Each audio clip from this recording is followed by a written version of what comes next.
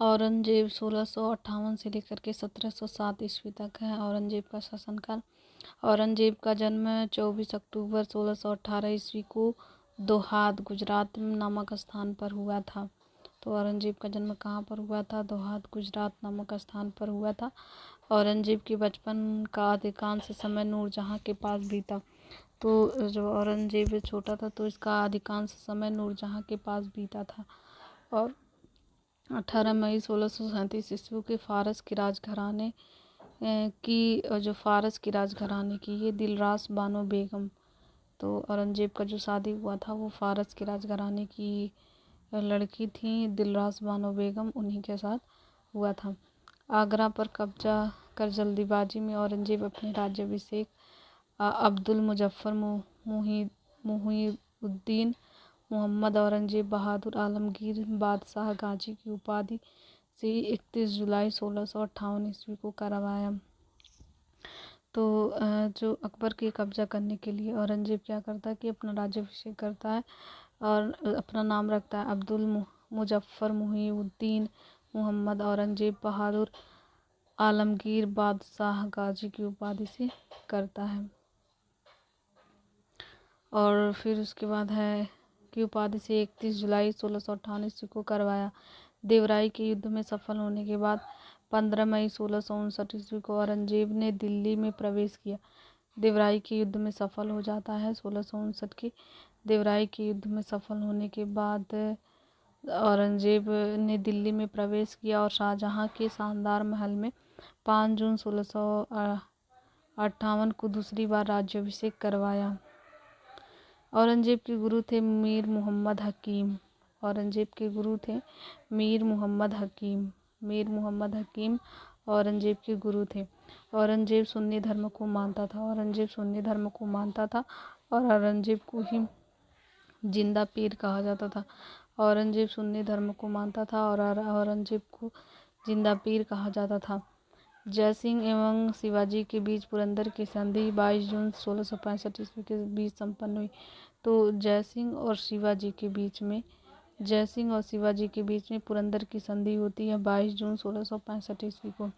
22 जून 1665 ईस्वी को जयसिंह और शिवाजी के बीच होती है पुरंदर की संधि। तो ये पूछा जाता है कि जयसिंह किसके बीच पुरंदर की संधि होती है? जयसिंह और शिवाजी के बीच में पुरंदर की संधि होती है 22 जून 1665 ईस्वी को संपन्न हुई। मई 1666 ईस्वी को आगरा के किले के दीवाने आम में औरंगजेब के समक्ष शिवाजी उपस्थित हुए। तो आगरा के किले में दीवाने आम में औरंगजेब के समक्ष शिवाजी उपस्थित हुए। यहाँ शिवाजी को कैद कर जयपुर भवन में रखा गया। यहाँ पे शिवाजी को कैद करके जयपुर भवन में रखा गया। इस्लाम नहीं स्वीकार करने के कारण सिखों के जो 9वें गुरु थे गुरु तेग बहादुर की हत्या औरंगजेब ने 1675 ईस्वी में दिल्ली के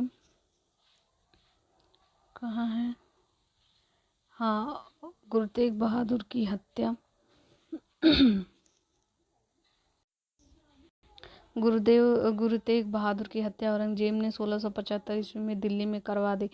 तो जो सिखों के जो 9वें गुरु थे उनकी हत्या कौन करवाया था? गुरु तेग बहादुर ने करवाया था। गुरु तेग बहादुर की हत्या किसने करवाया था? सिखों के जो 9वें गुरु थे गुरु तेग बहादुर, उनकी हत्या किसने करवाया था? तो औरंगजेब ने करवाया था। सिखों के 9वें गुरु गुरु तेग बहादुर की हत्या किसने करवाया था? औरंगजेब ने करवाया था। 1675 ईस्वी में दिल्ली में करवाया था। और औरंगजेब ने 1779 ईस्वी में जजिया को पुनः लागू किया। औरंगजेब ने 1779 ईस्वी में जजिया को पुनः लागू करवाता है। जजिया कर क्या इसे देख लेते हैं। यह गैर मुसलमानों से लिया जाने वाला कर था, किंतु ब्राह्मण, संत, बुद्ध, निर्धन, पागल, अल्पवयस्क स्त्रियों से यह नहीं लिया जाता था। तो जो गैर मुस्लिम होते थे उनसे जजिया कर लिया जाता था, लेकिन ब्राह्मणों से जजिया कर नहीं लिया जाता। न ब्राह्मण से, न संत से, न वृद्ध से, न निर्धन से, न पागल से, न अल्पसंख्यक से, न स्त्रियों से जजिया कर नहीं लिया जाता था। भारत में सर्वप्रथम मीर कासिम ने 712 ईस्वी में सिंध विजय के बाद जजिया की वसूली की थी। तो सबसे पहले जजिया किसने लगाया था? मीर कासिम ने 712 ईस्वी में सिंध विजय के बाद लगाया था। मीर कासिम ने 712 ईस्वी में सिंध विजय के बाद लगवाया था, जजिया कर की वसूली प्रारंभ की थी। तो जजिया कर की वसूली कब प्रारंभ की थी? मीर कासिम ने 712 ईस्वी में सिंध विजय के बाद। मीर कासिम ने 712 ईस्वी में सिंध विजय के बाद जजिया की वसूली की थी। फिरोज तुगलक ने ब्राह्मणों से भी जजिया वसूला था। तो कौन था जिसने ब्राह्मणों से जजिया वसूला था? तो फिरोज तुगलक ने ब्राह्मणों से भी जजिया वसूला किया था। मुगल काल में बाबर एवं हुमायूं के काल में जजिया प्रचलित थी।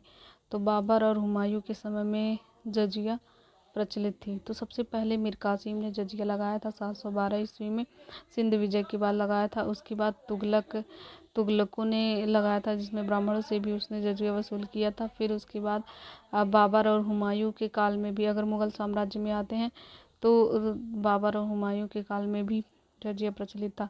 किंतु अकबर ने 1564 ईस्वी में बंद था। तो अकबर के समय में जजिया नहीं था, केवल बाबर और हुमायूं के टाइम में था। और मीर कासिम सबसे पहले लगाया था, फिरोज तुगलक के समय में था, मीर कासिम के समय में था, फिरोज तुगलक के समय में था, और बाबर और हुमायूं के काल में भी था। औरंगजेब ने 1679 ईस्वी में सर्वप्रथम मारवाड़ में जजिया की वसूली कर आदेश दिया था। तो औरंगजेब ने सबसे पहले कहाँ पे जजिया वसूल किया था? मारवाड़ में जजिया की वसूली का आदेश दिया था। तत्पश्चात राज्य के अन्य भागों से वसूला जाने लगा। उसके बाद राज्य के अन्य भागों से वसूला जाने लगा। और जजिया की अंतिम रूप से समाप्ति मोहम्मद शाह के समय 1720 में हुई। तो जजिया की अंतिम रूप से समाप्ति कब हुई थी? मोहम्मद शाह के समय में हुई थी। मोहम्मद शाह के समय में हुई थी, 1720 में हुई थी, अंतिम रूप से जजिया की समाप्ति हुई है। तो मीर कासिम के समय 712 ईस्वी में स्टार्ट होता है, और फिर उसके बाद फिरोज तुगलक के समय में लगता है, फिर बाबर और हुमायूं के समय में लगता है, अकबर के समय में नहीं लगता है, और फिर उसके बाद औरंगजेब के समय में लगता है। तो मीर कासिम, फिरोज तुगलक, बाबर, हुमायूं, औरंगजेब के समय लगता है, और मोहम्मद शाह के समय में 1720 ईस्वी में अंतिम रूप से लगता है। औरंगजेब ने बीबी का मकबरा का निर्माण 1779 ईस्वी में औरंगाबाद महाराष्ट्र में करवाया था। तो बीबी के मकबरे का निर्माण कौन करवाया था? औरंगजेब ने करवाया था। औरंगजेब ने करवाया था। और यह जो है बीबी का जो मकबरे का निर्माण करवाया था वह औरंगाबाद महाराष्ट्र में करवाया था। औरंगाबाद महाराष्ट्र में करवाया था। औरंगजेब के समय हुए जाट विद्रोह का नेतृत्व गोकुला ने किया था एवं राजा राम ने किया था। तो औरंगजेब के समय जाट विद्रोह हुआ था। औरंगजेब के समय जाटों का विद्रोह हुआ था। इसमें का नेतृत्व गोकुला और राजा राम ने किया था। 1670 ईस्वी में तिलपत की लड़ाई में जाट परास्त हुए। तो तिलपत की लड़ाई होती है, उसमें जाट जो है परास्त होते हैं। गोकुल को मौत के घाट उतार दिया गया। इसके बावजूद जाटों ने 1685 ईस्वी में राजा राम के नेतृत्व में पुनः विद्रोह किया। इन जाटों ने सिकंदरा में स्थित अकबर के मकबरे को भी लूटा। तो ये जो जाट थे उन्होंने सिकंदरा में स्थित अकबर के मकबरे को भी उन्होंने लूटा। सिकंदरा में स्थित अकबर के मकबरे को भी उन्होंने लूटा। भरतपुर राजवंश की जो नींव थी वो अकबर के शासनकाल में जाट नेता एवं राजा राम के भतीजा चूड़ामन ने की थी। तो भरतपुर राजवंश की नींव किसने डाली थी? तो औरंगजेब के शासनकाल में डाली गई थी भरतपुर राजवंश की नींव। इसमें जाट नेता और राजा राम के भतीजा चूड़ामन ने ये नींव डाली थी। और फिर उसके बाद 1686 ईस्वी में बीजापुर और 1687 ईस्वी में गोलकुंडा को औरंगजेब ने मुगल साम्राज्य में मिला लिया। तो औरंगजेब ने मुगल साम्राज्य को कब मिलाया था? 1686 में बीजापुर को और 1687 में गोलकुंडा को मुगल साम्राज्य में मिला लिया था। तो ये डेट इम्पॉर्टेंट है कि औरंगजेब ने बीजापुर को 1686 में, गोलकुंडा को 1687 ईस्वी में मुगल साम्राज्य में मिला लिया था।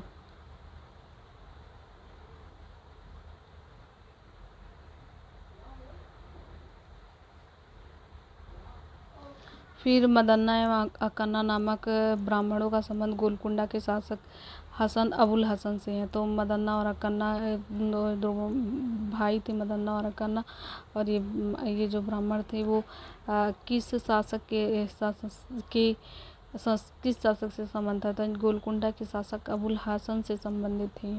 तो मदन्ना और अकन्ना नामक दो ब्राह्मण गोलकुंडा के शासक अबुल हसन से संबंधित थे।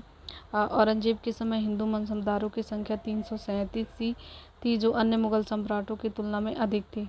औरंगजेब सर्वाधिक हिंदू अधिकारियों की नियुक्ति करने वाला मुगल सम्राट था। तो औरंगजेब क्या करता था कि सबसे ज़्यादा हिंदू अधिकारियों को नियुक्त करने वाला मुगल सम्राट था। तो हिंदू अधिकारियों को सबसे ज़्यादा नियुक्त करने वाला मुगल सम्राट कौन था? अकबर था, औरंगजेब था। और ये इम्पोर्टेंट है कि औरंगजेब के समय हिंदू मनसबदारों की संख्या कितनी थी? तो 337 हिंदू मनसबदार थे। और मदन्ना और अकन्ना 2 ब्राह्मण थे और ये गोलकुंडा के शासक अबुल हसन से संबंधित थे। औरंगजेब के पुत्र अकबर ने दुर्गादास के बहकावे में आकर अपने पिता के खिलाफ विद्रोह कर दिया। तो औरंगजेब का पुत्र अकबर होता है, उसने क्या किया कि दुर्गादास के बहकावे में आ जाता है। औरंगजेब का बेटा अकबर होता है कि वह दुर्गादास के बहकावे में आ जाता है और औरंगजेब के ऊपर खिलाफ विद्रोह कर देता है। औरंगजेब ने कुरान को अपने शासन का आधार बनाया। तो औरंगजेब के शासन का आधार क्या था? कुरान था। इसने सिक्के पर कलमा खुदवाया, तो इसीलिए इसके शासन का आधार ही कुरान था। तो इसीलिए इसने सिक्कों पर कलमा खुदवाया, नौरोज का त्यौहार मनवाया, भांग की खेती करना, गाना बजाना, झरोखा दर्शन, तुलादान प्रथा। तो और इस प्रथा में सम्राट को उसके जन्मदिन पर सोने, चांदी तथा अन्य वस्तुओं से तौलने की प्रथा थी। तो ये जो है हिंदू राजाओं के माथे पर अपने हाथ से तिलक लगाना, तो जो हिंदू राजा के जो माथे पर अपने हाथ से तिलक लगाना, जिसे अकबर ने प्रारंभ किया था। सती प्रथा आदि पर प्रतिबंध, इन सब चीज़ों पर औरंगजेब ने प्रतिबंध लगा दिया था। वेश्याओं को शादी करने अथवा देश छोड़ने के आदेश दिए। तो और वेश्याओं के लिए कहा कि या तो वे शादी करने, नहीं तो वो देश छोड़ करके आदेश चले जाएं। दरबार में होली, दिवाली त्यौहार मनाने बंद कर दिए। तो इसने क्या किया कि जो औरंगजेब था, ये औरंगजेब क्या दरबार में होली मनाना, दिवाली मनाना, त्यौहार मनाना सब बंद करवा दिया और वेश्याओं को शादी करने के लिए कहा और अगर नहीं कर रहे हैं तो देश छोड़ करके वो लोग चले जाएं। तो ये सब बातें औरंगजेब ने उसके समय की है कि ये कुरान को अपने शासन का आधार बनाया। तो औरंगजेब कुरान को ही अपने शासन का आधार बनाया। औरंगजेब ने दरबार में संगीत पर पाबंदी लगा दी।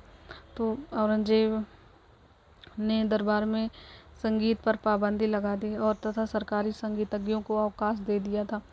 भारतीय शास्त्रीय संगीत को फारसी में सबसे अधिक पुस्तकें औरंगजेब के शासनकाल में ही लिखी गई। तो जो भारतीय शास्त्रीय संगीत है इस पर फारसी में फारसी में सबसे अधिक पुस्तकें औरंगजेब के शासनकाल में लिखी गई। औरंगजेब स्वयं वीणा बजाने में दक्ष था, लेकिन इसके दरबार में संगीत पर प्रतिबंध था, झरोखा दर्शन पर प्रतिबंध था, कलमा खुदवाना, भांग की खेती करना, तुलादान प्रथा और चांदी की प्रथा और हिंदुओं के माथे पर हाथ से तिलक लगाना, सती प्रथा, इन सब चीज़ों पर इसने प्रतिबंध लगा दिया। तो औरंगजेब स्वयं वीणा बजाने में दक्ष था। औरंगजेब ने 1665 ईस्वी में हिंदू मंदिरों को तोड़ने का आदेश दिया था। इसके शासनकाल में तोड़े गए प्रमुख मंदिरों में पाटन का सोमनाथ मंदिर। तो औरंगजेब ने बहुत सारे मंदिरों को इसने मंदिरों को तोड़ने का आदेश दिया था, हिंदू मंदिरों को तोड़ने का आदेश दिया था।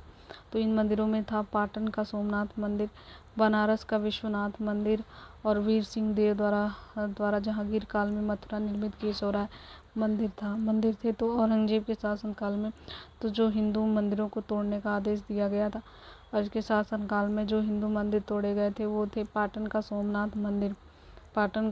का मंदिर, बनारस का विश्वनाथ मंदिर, वीर सिंह देव द्वारा जहांगीर काल में मथुरा में निर्मित केशव राय मंदिर। तो ये सब जो है औरंगजेब के समय में थे। औरंगजेब की मृत्यु 20 फरवरी 1707 ईस्वी को ही इसने खुलदाबाद को अब रोजा कहलाता है में दफनाया गया। तो औरंगजेब को कहाँ पर दफनाया गया था? खुलदाबाद को अब रोजा कहा जाता है, वहाँ पे दफनाया गया। औरंगजेब के समय सूबों की संख्या कितनी थी? 20 थी। औरंगजेब के समय सूबों की संख्या 20 थी और औरंगजेब की जब मृत्यु होती है तो उसे खुलदाबाद में दफनाया गया, जिसे अब रोजा कहलाता है। औरंगजेब की मृत्यु हो गई, इसे खुलदाबाद जो अब रोजा कहलाता है कि वहाँ पर इसे दफनाया गया था। तो औरंगजेब के समय सूबों की संख्या 20 थी। औरंगजेब दारुल हर्ब काफिरों का देश एवं दारुल इस्लाम इस्लाम का देश में परिवर्तित करने का महत्वपूर्ण लक्ष्य मानता था। तो औरंगजेब क्या करता था, दारुल हर्ब काफिरों का देश और दारुल इस्लाम, दारुल हर्ब और दारुल इस्लाम, ये औरंगजेब के समय में, दारुल हर्ब मतलब काफिरों का देश और दारुल इस्लाम मतलब इस्लाम का देश, दारुल इस्लाम मतलब इस्लाम का देश और दारुल हर्ब मतलब काफिरों का देश, दारुल हर्ब मतलब काफिरों का देश में परिवर्तित करने को अपना महत्वपूर्ण लक्ष्य मानता था। औरंगजेब के शासनकाल में मुगल सेना में सर्वाधिक हिंदू सेनापति थे, लेकिन ये जो है इस्लाम का देश बनाना चाहता था, लेकिन इसकी सेना में सर्वाधिक हिंदू सेनापति थे, लेकिन औरंगजेब की सेना में सर्वाधिक हिंदू सेनापति थे। फ्रांसीसी यात्री फ्रैंकोइस वर्नियर औरंगजेब के चिकित्सक थे। तो जो फ्रांसीसी यात्री हैं फ्रैंकोइस वर्नियर, ये औरंगजेब के चिकित्सक थे। फ्रांसीसी यात्री फ्रैंकोइस वर्नियर, फ्रांसीसी यात्री जो फ्रैंकोइस वर्नियर है वो औरंगजेब के चिकित्सक थे। फ्रांसीसी यात्री फ्रैंकोइस जो वर्नियर है ये औरंगजेब के चिकित्सक थे। मुगल शासन व्यवस्था, मंत्रिपरिषद को विजारत कहा जाता था। मंत्री जो परिषद होता था उसे मुगल शासन व्यवस्था में मंत्रिपरिषद को विजारत कहा जाता था। और बाबर के समय में वजीर का पद काफ़ी महत्वपूर्ण था। बाबर के समय में जो वजीर का पद था वो काफ़ी महत्वपूर्ण था। सम्राट के बाद शासन के कार्यों को संचालित करने वाला सबसे महत्वपूर्ण अधिकारी वकील था।